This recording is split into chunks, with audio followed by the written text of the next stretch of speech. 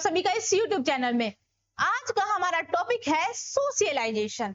हम इसमें जानेंगे सोशलाइजेशन क्या होता है, इसका क्या प्रोसेस है और एक बच्चा किस तरीके से सोशलाइज होता है और वो सोशलाइज होकर के एक सोशल बीइंग बनता है। इन सभी चीजों के बारे में हम आज इस लेक्चर में देखेंगे। तो हम इस लेक्चर को स्टार्ट करने से पहले देखते हैं कौन कौन से टॉपिक हम इस पर्टिकुलर लेक्चर में कवर करने वाले हैं। तो इस लेक्चर में हम देखेंगे सोशलाइजेशन का मीनिंग क्या होता है, क्या डेफिनेशन है सोशलाइजेशन का, क्या प्रोसेस है सोशलाइजेशन का, कौन कौन से स्टेज है सोशलाइजेशन के, कौन कौन से फैक्टर हैं जो सोशलाइजेशन में इन्वॉल्व हैं और कौन कौन से एजेंसीज हैं जिसके थ्रू लोग सोशलाइज होते हैं, है ना। इन सभी टॉपिक्स को हम एक एक करके देखेंगे। तो हम शुरू करते हैं हमारे फर्स्ट टॉपिक से जो है सोशलाइजेशन। इसमें हम जानेंगे मीनिंग्स ऑफ सोशलाइजेशन। सोशलाइजेशन का क्या मीनिंग है। तो socialization is a process that starts from birth. Socialization एक प्रोसेस है जो कि जन्म से ही शुरू हो जाता है। जब एक बच्चा पैदा लेता है या उसका जन्म होता है किसी फैमिली में, तभी से सोशलाइजेशन जो है वो शुरू हो जाता है। अगर आप हिंदू मैथोलॉजी में बिलीव करते हैं तो आपने एक कहानी सुना होगा अभिमन्यु का। अभिमन्यु जब माँ के गर्भ में था तभी से ही वो चक्रव्यूह तोड़ना सीख गया था, है ना। इससे हमें क्या पता चलता है कि जब बच्चा माँ के गर्भ में रहता है तभी से ही वो सब कुछ सीखना शुरू कर देता है, या यूं कहे तो सोशलाइज होना शुरू हो जाता है। बट इन जनरल अगर हम बात करें तो एक बच्चा जैसे जन्म लेता है तभी से वो सोशलाइजेशन का प्रोसेस उसमें शुरू हो जाता है, वो सीखने लग जाता है। देखिए ह्यूमन बीइंग जो है वो एक बायोलॉजिकल ऑर्गेनिज्म है। जब वो जन्म लेता है तो उसको कुछ पता नहीं होता है, वो सिर्फ जैसे बाकी सारे ऑर्गेनिज्म होते हैं वैसे ही वो एक बायोलॉजिकल ऑर्गेनिज्म होता है। बट ग्रेजुअली जो है वो सोशल बीइंग बन जाता है। कैसे? वो जो है सोसाइटी से सोशल बिहेवियर सीखता है, वैल्यूज नॉर्म्स को सीखता है, वे ऑफ लिविंग सीखता है। जब वो सारी चीज सीखता है तो धीरे धीरे जाकर के वो एक सोशल बीइंग बन जाता है।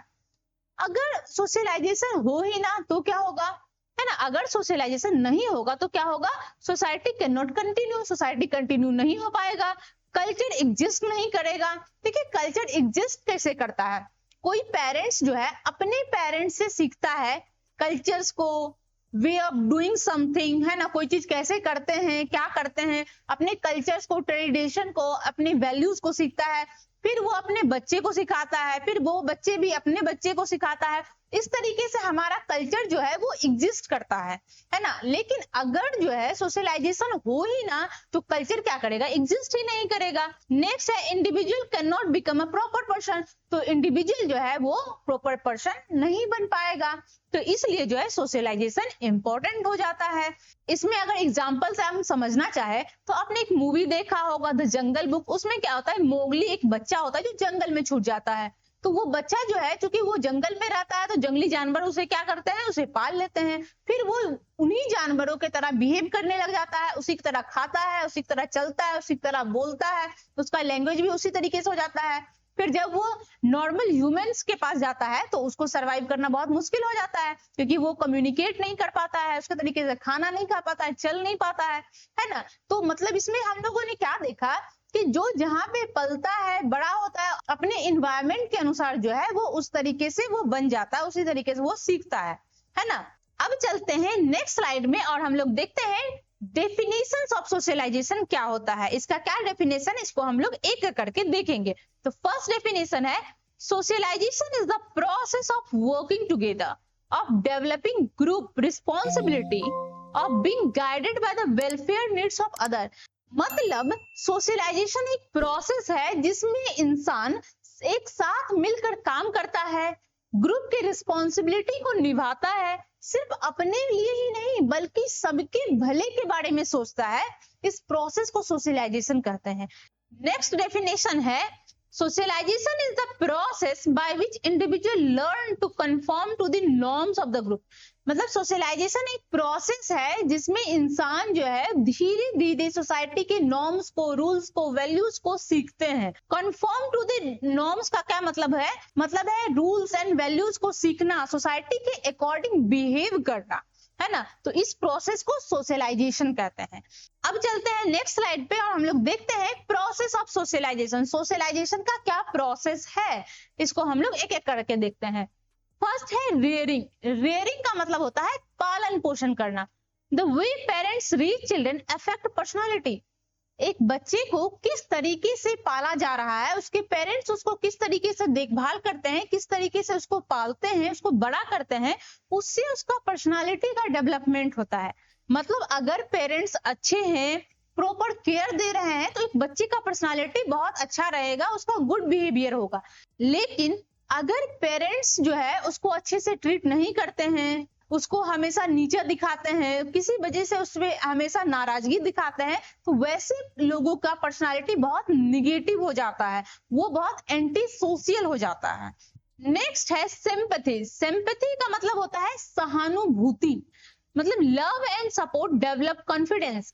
जब एक बच्चे को लव मिलता है, प्यार मिलता है, उसको सपोर्ट मिलता है, तो उसके अंदर क्या होता है, कॉन्फिडेंस पैदा होता है, उसके अंदर धीरे धीरे कॉन्फिडेंस आने लगता है। एक पेरेंट्स जो है उसको एक अपने बच्चे को प्यार करते हैं, उसको सपोर्ट करते हैं, तो उस बच्चे के अंदर क्या होता है, वो कॉन्फिडेंस आ जाता है। बच्चे जो है वो अपने आप को बहुत सिक्योर फील करते हैं। नेक्स्ट है आइडेंटिफिकेशन। आइडेंटिफिकेशन क्या है, child identifies with the family and society. एक बच्चे जो है वो अपने परिवार से, अपने सोसाइटी के थ्रू जो है वो पहचाने जाते हैं, क्योंकि वो अपने फैमिलीज के साथ रहते हैं, उसके वैल्यूज को अडेप्ट करते हैं, अपने सोसाइटी से सीखते हैं, तो वही उसका क्या है, वो पहचान बन जाता है।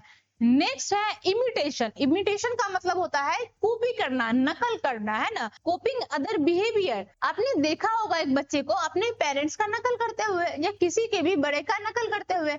अगर उसके पेरेंट्स का बिहेवियर अच्छा है, वो अच्छे से बिहेव करते हैं, है ना, सबका रिस्पेक्ट करते हैं, तो एक बच्चा भी जो है वो वही देखेगा और वही सीखेगा, वही नकल करेगा, है ना, वो लोगों का रिस्पेक्ट करेगा।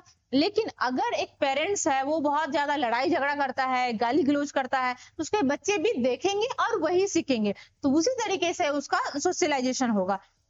नेक्स्ट है सोशल टीचिंग। सोशल टीचिंग किसको कहते हैं, हम अपनी सोसाइटी में, अपने फैमिली, अपने फ्रेंड्स, अपने स्कूल से, अपने आसपास से जो भी चीज सीखते हैं वो सब सोशल टीचिंग हो गया।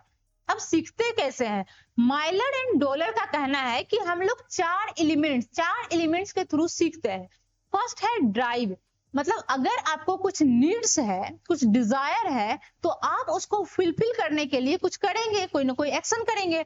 जैसे एक बच्चा है, उसको खेलने जाना है या उसको टॉफी चाहिए, तो वो घर में पूछेगा अपनी माँ से कि माँ मुझे टॉफी चाहिए या माँ मुझे खेलने जाना है। फिर उधर से कुछ ना कुछ सिग्नल मिलेगा, कुछ ना कुछ हिंट मिलेगा कि कैसे उसका डिजायर को फुलफिल किया जा सकता है। तो माँ ने कहा कि तुम होमवर्क कंप्लीट कर लो, फिर तुम्हें खेलने जाने के लिए मिलेगा। फिर बच्चे का रिस्पॉन्स क्या होता है, वो एक्शन करता है, वो जल्दी जल्दी होमवर्क कंप्लीट कर लेगा।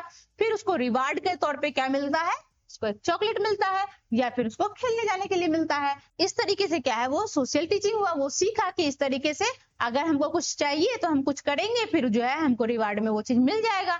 नेक्स्ट है परसीविंग सिचुएशन। किसी सिचुएशन को परसीव करना, देखना वो सिचुएशन कैसा है। अब हर इंसान हर एक सिचुएशन में एक जैसा तो बिहेव नहीं करता है, वो सिचुएशन के अकॉर्डिंग जो है वो बिहेव करता है ना। Behaviour changes according to the situation.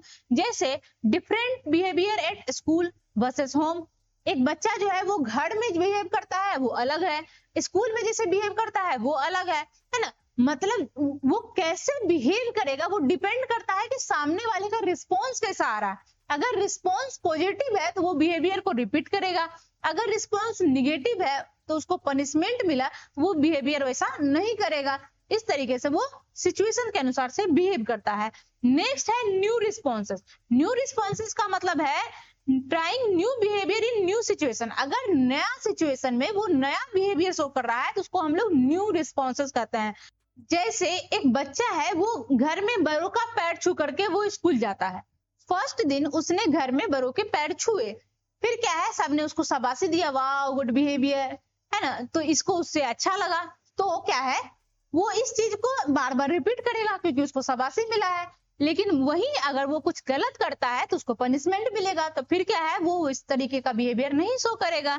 Next है म्यूचुअल बिहेवियर। म्यूचुअल बिहेवियर का मतलब है एक साथ बिहेव करना, मतलब हमारा बिहेवियर दूसरे को इन्फ्लुएंस करता है, एक दूसरे के बिहेवियर को इन्फ्लुएंस करना, है ना। अगर आप किसी से बात कर रहे हैं वो अगर फ्रेंडली तरीके से बात करता है तो आप भी उसको एंजॉय करेंगे, उसको फ्रेंडली तरीके से बात करेंगे, उसके फ्रेंड बन जाएंगे। लेकिन वही आप किसी से बात करते हैं और वो आपको अच्छे से रिस्पॉन्स नहीं करता है, तो क्या है, आप उससे अच्छे से बात नहीं करेंगे फिर, या फिर आप उससे बात करना ही नहीं चाहेंगे। नेक्स्ट है कोऑपरेशन। कोऑपरेशन से क्या होता है, एक साथ मिलके काम करने से क्या है, सोशल क्वालिटीज बढ़ता है। अगर हम लोग साथ मिल करके सबके साथ मिलके काम करेंगे तो हमारा क्वालिटी बढ़ेगा। हो सकता है कुछ हमें आता है, कुछ दूसरे को नहीं आता है, या कुछ दूसरे को आता है हमें नहीं आता, हम लोग साथ मिलकर सीखते हैं कोऑपरेशन से। नेक्स्ट हम लोग देखते हैं सजेशन। सजेशन का मतलब है हम लोग कुछ लोगों के एडवाइस से भी सीख लेते हैं। किसी ने हमें एडवाइस किया कि ये करना चाहिए और हम उसको सीख करके हम वो करते हैं, ये हो गया सजेशन। नेक्स्ट है reward and punishment. Reward and punishment is the most common, है ना। हम कोई चीज कर रहे हैं, उसमें अगर हमको रिवॉर्ड मिला तो हम उसको बार बार रिपीट करेंगे। अगर कुछ किए और उससे हमको पनिशमेंट मिला तो हम उसको रिपीट नहीं करेंगे। इस तरीके से सबसे ज्यादा सोशलाइजेशन ऐसे ही होता है। तो इस तरीके से हमने प्रोसेस ऑफ सोशलाइजेशन देखा, अलग अलग प्रोसेस देखा सोशलाइजेशन का, कि किस तरीके से एक बच्चा जो है वो सोशलाइज होता है, वो समाज में रहकर सीखता है। नेक्स्ट हम लोग देखते हैं स्टेजेस ऑफ सोशलाइजेशन। सोशलाइजेशन का क्या स्टेज है, इसको हम लोग एक एक करके देखते हैं। तो फर्स्ट स्टेज है ओरल स्टेज। ओरल स्टेज कब होता है, जब बच्चे का जन्म होता है, जन्म से 1 साल तक का जब बच्चा रहता है तो उस वक्त वो ओरल स्टेज में रहता है। तो मेनली उस वक्त बच्चा करता क्या है, खाता है।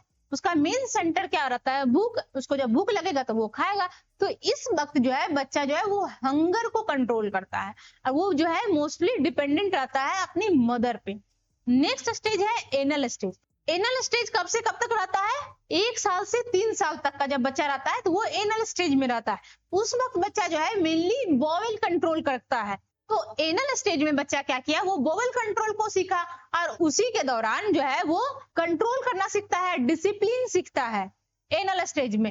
नेक्स्ट स्टेज हमारा आता है लेटेंसी स्टेज। लेटेंसी स्टेज जब बच्चा 4 साल से 13 या 14 साल का होता है तब वो लेटेंसी स्टेज में होता है। उस वक्त जो है बच्चा स्कूल जाना शुरू कर देता है, तो उसका एरिया ऑफ सोशलाइजेशन वो इंक्रीज करता है, उसके नए नए दोस्त बन जाते हैं, तो वो वहां से बहुत सारा चीज सीखता है।